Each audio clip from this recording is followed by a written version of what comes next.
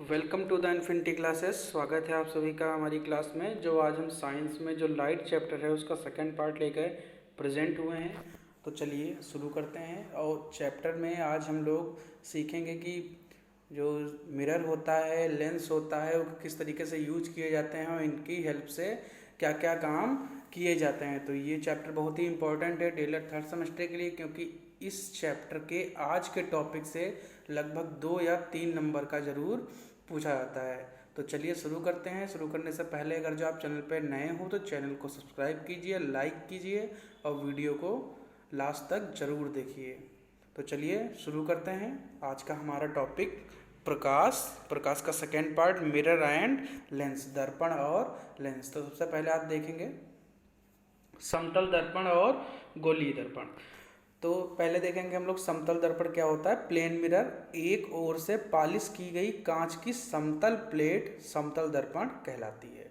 जैसे कोई कांच की एक प्लेट ले ली हमने और उसको एक तरफ से उसके दूसरी तरफ पेंट लगा दिया, चाहे फिर चांदी से, पारे से या फिर चांदी से उसको पेंट कर दिया गया, तो वो हमारी क्या बन जाएगी, समतल दर्पण बन जाएगी। अब समतल दर्पण द्वारा बना प्रतिबिंब निम्न विशेषताएं रखता है। वो विशेषताएं निम्नलिखित हैं। वस्तु और प्रतिबिंब की दूरी दर्पण से हमेशा बराबर होगी। प्रतिबिंब सीधा और आभासी बनेगा। प्रतिबिंब सीधा बनेगा और आभासी बनेगा और वस्तु के बराबर बनेगा। इसको पर्दे पर नहीं लाया जा सकता और आकार में प्रतिबिंब वस्तु के समान आकार का ही होगा, जैसा कि अभी हमने बताया आपसे। और व्यक्ति को अपना जो पूरा शरीर देखने के लिए उसकी शरीर की लंबाई की आधी लंबाई का समतल दर्पण होना आवश्यक है। तो ये होती हैं समतल दर्पण की कुछ विशेषताएं, जिसमें से क्वेश्चन आता है कि समतल दर्पण द्वारा बना प्रतिबिंब कैसा होता है। तो समतल दर्पण द्वारा बना प्रतिबिंब सीधा और आभासी होता है और वस्तु के समान आकार का होता है।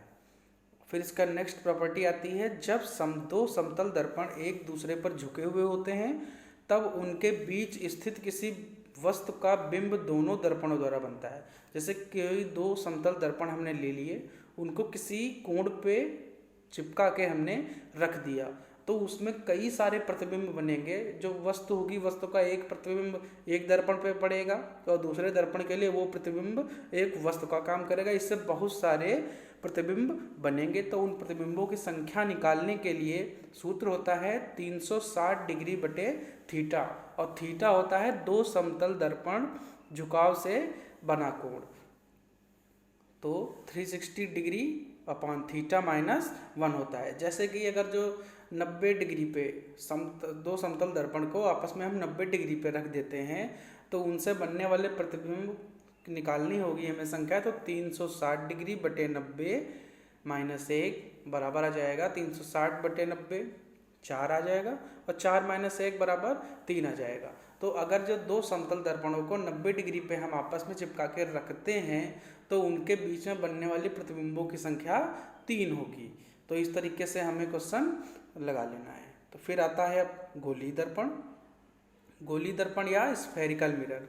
तो गोलीय दर्पण उस खोखले गोले का भाग होता है जिसे एक तल उभरा हुआ तथा दूसरा तल दबा हुआ होता है। इसमें एक सतह को चांदी अथवा पारे से पॉलिश कर दिया जाता है और दूसरी सतह चमकदार हो जाती है। गोलीय दर्पण दो प्रकार के होते हैं। पहला एक अवतल दर्पण, दूसरा उत्तल दर्पण। अभी हम आपको चित्र के माध्यम से समझा देंगे। जैसे कि एक ये गोला है, ये देखिए इसमें दिखाया है कि गोला है। गोले का हमने कुछ भाग को काट लिया, ठीक है। और अगर जो उसके अंदर तरफ पॉलिश कर देंगे हम, तो वो हमारा क्या हो जाएगा, उत्तल दर्पण हो जाएगा। और अगर जो उसके बाहर तरफ पॉलिश कर देंगे तो हमारा क्या हो जाएगा, अवतल दर्पण हो जाएगा। तो इसमें दिया है वक्रता केंद्र। वक्रता केंद्र क्या होता है, वह गोलीय दर्पण जिस गोले से काटा गया है उसका जो केंद्र होगा वो वक्रता केंद्र कहलाएगा। और वक्रता त्रिज्या, उस गोले की त्रिज्या को ही वक्रता त्रिज्या कहेंगे। और ध्रुव होता है दर्पण का बीचों बीच का मुख्य भाग, ठीक है। तो ये हमने देख लिया। तो देखते हैं अब अवतल दर्पण। अवतल दर्पण उस दर्पण को कहते हैं जिसमें परावर्तन सतह का मध्य भाग अंदर की ओर दबा होता है, इसे अभिसारी दर्पण भी कहते हैं। और उत्तल दर्पण उसे कहते हैं जिसमें परावर्तन सतह का मध्य भाग बाहर की ओर उभरी हुई होती है इसे अपसारी दर्पण भी कहते हैं। फिर आता है हमारा लेंस। तो लेंस आता है हमारा लेंस। लेंस देखिए, लेंस वह युक्ति है जो एक या एक से अधिक पारदर्शी माध्यमों से मिलकर बनना होता है। लेंस दो प्रकार के होते हैं। सबसे पहले देखिए लेंस वह युक्ति है। लेंस क्या होता है कि एक या एक से अधिक पारदर्शी माध्यमों को मिलाकर बनाया जाता है, उसे लेंस कहते हैं। और लेंस दो प्रकार का होता है। एक होता है उत्तल लेंस। तो पहले देखते हैं उत्तल लेंस क्या होता है। उत्तल लेंस बीच में मोटा तथा किनारों पर पतला होता है। इस पर आपतित होने वाली समांतर किरणों को ये एक बिंदु पर एकत्रित कर देता है, इसीलिए इसे अभिसारी लेंस कहते हैं। अभिसारी और अपसारी लेंस में बहुत कंफ्यूजन होती है। तो अभिसारी क्या होता है, जो बहुत सी किरणों को एक जगह पे इकट्ठा कर दे, उसे अभिसारी लेंस कहते हैं। तो जो उत्तल लेंस होता है वो अभिसारी लेंस होता है। जैसा चित्र में देखिए, ये उत्तल लेंस है। उत्तल लेंस आने वाली किरणों को एक फोकस बिंदु पे एक जगह पे एकत्रित कर दे रहा है, इसीलिए इसे अभिसारी लेंस भी कहते हैं। दूसरा है हमारा अवतल लेंस। तो अवतल लेंस वह होता है जो बीच में पतला तथा किनारों पर मोटा होता है। यह आपतित प्रकाश की किरणों को फैला देता है, इसीलिए इसे अपसारी लेंस भी कहते हैं। अपसार मतलब बढ़ा हुआ, फैला देना। तो ये देखिए चित्र के माध्यम से हम देखते हैं जो अवतल लेंस होता है वो क्या कर रहा है, जो किरणें आई वो किरणों को फैला दिया। तो किरणों को फैला दिया, इसीलिए इसे अपसारी लेंस भी कहते हैं। तो उत्तल लेंस को अभिसारी लेंस और अवतल लेंस को अपसारी लेंस कहते हैं। फिर आता है लेंस के उपयोग। तो लेंस के उपयोग यहाँ छोटी वस्तुओं को बड़ा करके देखने के लिए भी किया जाता है। दृष्टि दोष, जो आंखों की जो बीमारियां होती हैं, जो देखने में जो प्रॉब्लम होती है दृष्टि में, दृष्टि दोषों को दूर करने के लिए भी लेंस का उपयोग किया जाता है। सूक्ष्मदर्शी और दूरदर्शी में भी लेंस का प्रयोग किया जाता है और प्रयोगशाला में भी इनका प्रयोग पढ़ने के लिए किया जाता है। जो होता है माइक्रोस्कोप वगैरह होते हैं, उनमें भी लेंस का यूज ही किया जाता है। तो देखिए दृष्टि दोष के बारे में हम कुछ चर्चा करेंगे।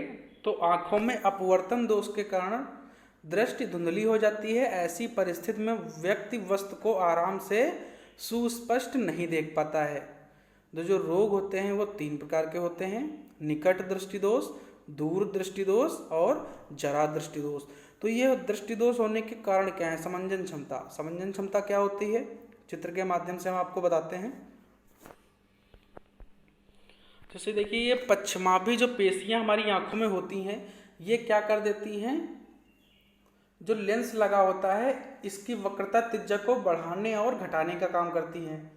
ठीक है, जब पश्चिमाभी पेशियां बढ़ाने या घटाने के काम को ना कर पाएं तभी ये दृष्टि दोष होता है। तो इनको दूर करने के लिए हम कई लेंसों का उपयोग करते हैं। जैसे पहले देखिए दूर दृष्टि दोष।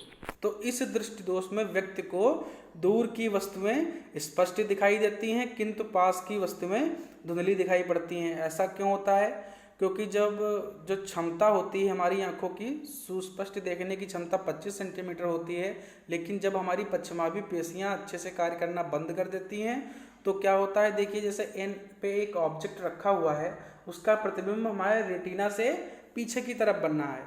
तो रेटिना से पीछे की तरफ बन रहा है, तभी हमें वो चीज़ स्पष्ट रूप से दिखाई नहीं दे रही है। अब इसका निवारण करने के लिए हम क्या करते हैं, पास की वस्तुओं को देखने के लिए पश्चिमाभी पेशियों में खिंचाव नहीं आता है, जिससे उसकी वक्रता त्रिज्या नहीं घटती है।